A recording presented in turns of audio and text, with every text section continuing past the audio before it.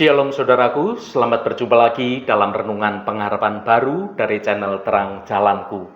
Saya berharap Anda semua dalam kondisi yang sehat dan terus bersukacita. Saudaraku, pada kesempatan ini kita bersekutu dengan hati penuh ucapan syukur untuk merenungkan kasih Tuhan yang sungguh luar biasa. Seringkali kita mencari kebahagiaan dalam bentuk barang-barang duniawi. Namun sebenarnya ada satu kado terindah dari surga yang telah diberikan secara cuma-cuma bagi kita semua. Mari kita siapkan hati untuk menyambut kebenaran firman Tuhan ini. Hari ini saya akan menyampaikan renungan dengan judul Kado Terindah dari Surga. Namun sebelum kita mendengarkan renungan ini, mari kita awali dengan berdoa terlebih dahulu. Bapa di surga yang penuh kasih, kami mengucap syukur atas kesempatan untuk dapat merenungkan kebenaran firman-Mu. Pada kesempatan ini biarlah hati kami terbuka untuk dapat memahami betapa besarnya kasih-Mu melalui kado terindah dari surga, yaitu Yesus Kristus.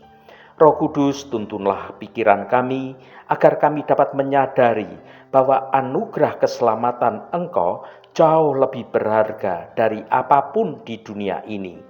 Kiranya renungan ini menguatkan iman dan membawa damai sejahtera bagi kami semua. Terima kasih Tuhan. Dalam nama Tuhan Yesus Kristus kami berdoa. Haleluya. Amin. Saudaraku yang terkasih, dunia seringkali terasa begitu berat. Masalah datang bertubi-tubi. Kegagalan seringkali menghampiri hidup kita.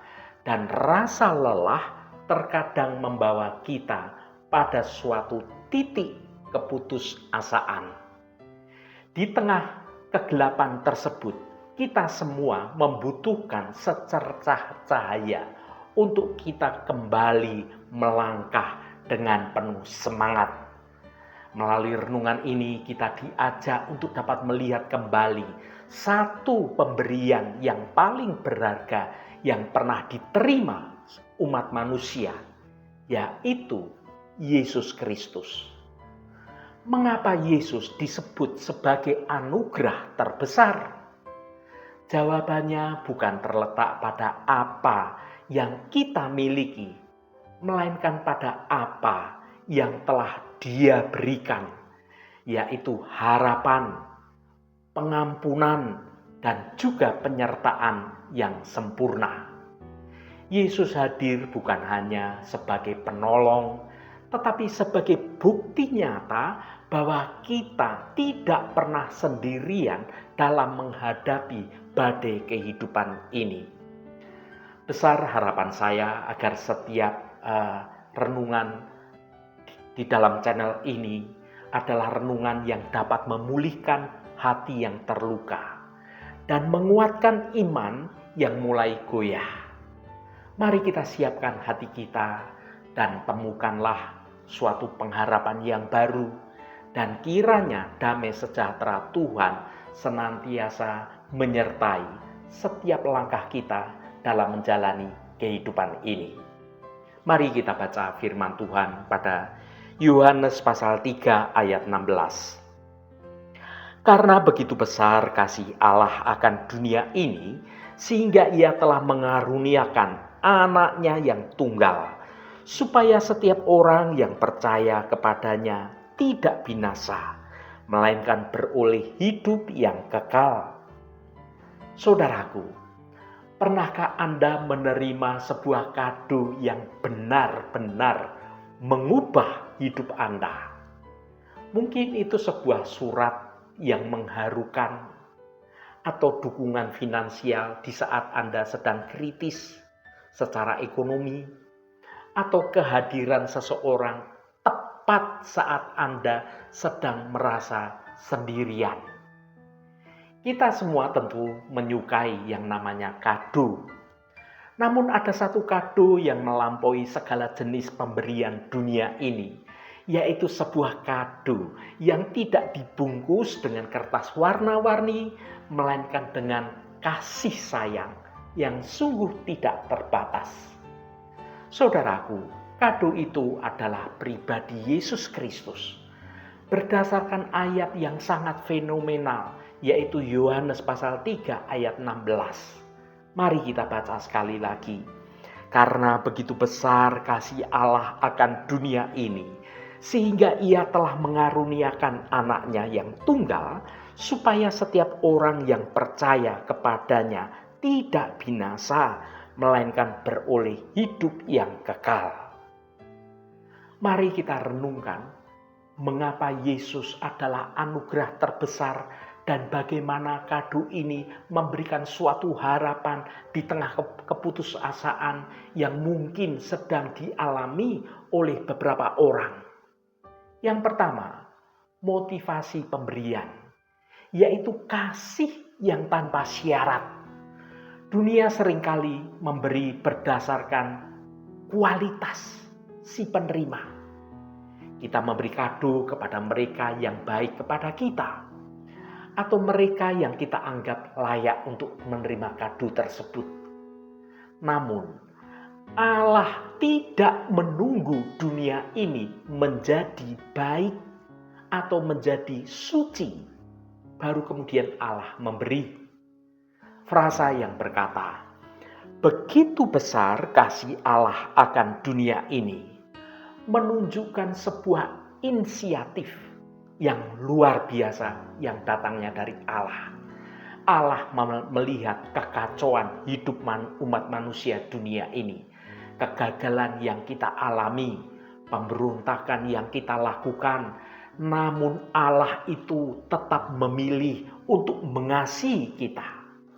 Yesus adalah bukti nyata bahwa Anda itu dicintai, bukan karena apa yang Anda sudah lakukan, tetapi karena siapa Anda di mata Tuhan. Anda adalah anak-anak yang amat berharga di mata Tuhan. Di tengah keputusasaan, saat Anda merasa tidak berharga atau Anda merasa sedang gagal, ingatlah bahwa Anda adalah alasan mengapa Allah memberikan kado yang terindah dari Tuhan untuk pribadi Anda. Yang kedua, harga sebuah kado. Ini berbicara tentang pengorbanan yang sungguh tidak terhitung. Sebuah kado seringkali dinilai dari harga atau dari usaha dari si pemberi. Allah tidak memberikan sesuatu yang sisa atau yang biasa-biasa saja. Ia memberikan anaknya yang tunggal. Bayangkan seorang bapa yang merelakan anak yang begitu berharga, miliknya yang paling berharga, untuk menyelamatkan mereka yang sebenarnya tersesat. Yesus meninggalkan kemuliaan surga, mengenakan tubuh manusia yang penuh kelemahan, penuh keterbatasan. Yesus bisa merasakan lapar, Yesus bisa merasa haus, Yesus juga merasa dikhianati, dan bahkan akhirnya menderita luar biasa di atas kayu salib. Mengapa Yesus adalah anugerah yang terbesar?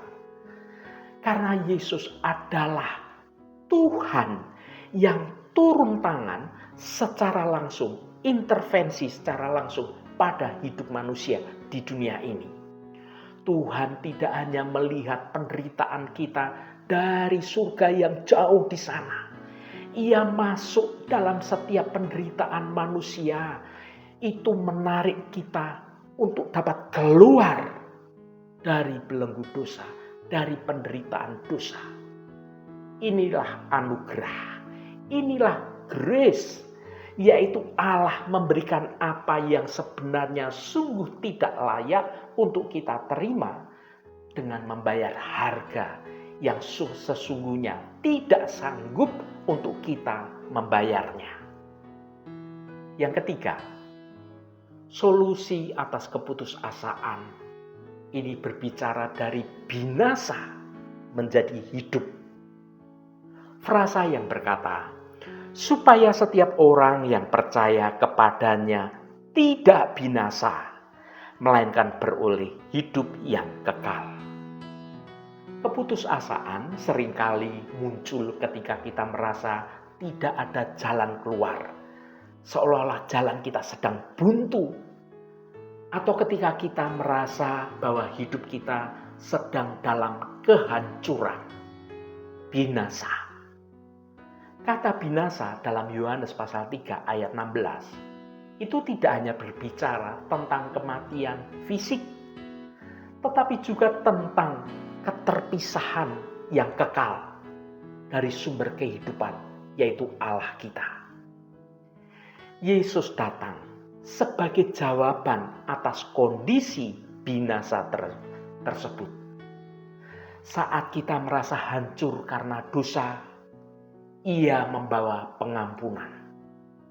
Saat kita merasa hancur karena beban hidup, Ia membawa kelegaan. Saat kita merasa hancur karena kesepian, Ia menjanjikan penyertaan. Harapan sejati bukan berarti masalah kita menjadi hilang seketika, tetapi harapan sejati adalah suatu kepastian bahwa ada Tuhan yang memegang kita di tengah badai hidup yang sedang terjadi. Yesus adalah jangkar kekuatan bagi bahtera kita, bagi jiwa kita. Saudaraku yang dikasihi Tuhan, di dalam Kristus ada masa depan yang pasti, yaitu hidup kekal bersama Allah Bapa. Dunia ini menawarkan suatu kebahagiaan yang semu, semua sifatnya sementara. Harta itu bisa habis, jabatan itu bisa hilang, dan kesehatan kita bisa pelan-pelan menurun. Namun kado dari surga ini menjanjikan suatu hidup yang kekal. Hidup kekal itu bukan hanya soal nanti kalau mati masuk surga. Bukan itu saudaraku. Hidup kekal itu dimulai sejak saat ini. Sebuah kualitas hidup yang terkoneksi, yang terhubung dengan Allah Bapa kita. Ini adalah hidup yang penuh makna. Ada damai sejahtera yang melampaui segala akal manusia.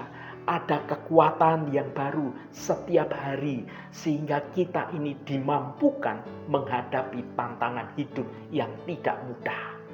Ketika Anda saat ini mungkin sedang merasa putus asa dengan keadaan di dunia atau kondisi Anda saat ini, situasi pribadi Anda saat ini, pandanglah pada janji Tuhan ini. Masa depan Anda itu tidak ditentukan oleh seberapa buruk keadaan hari ini, keadaan yang sedang Anda alami, tetapi oleh seberapa besar kedaulatan Tuhan yang telah menjamin hidup Anda di dalam Yesus Kristus.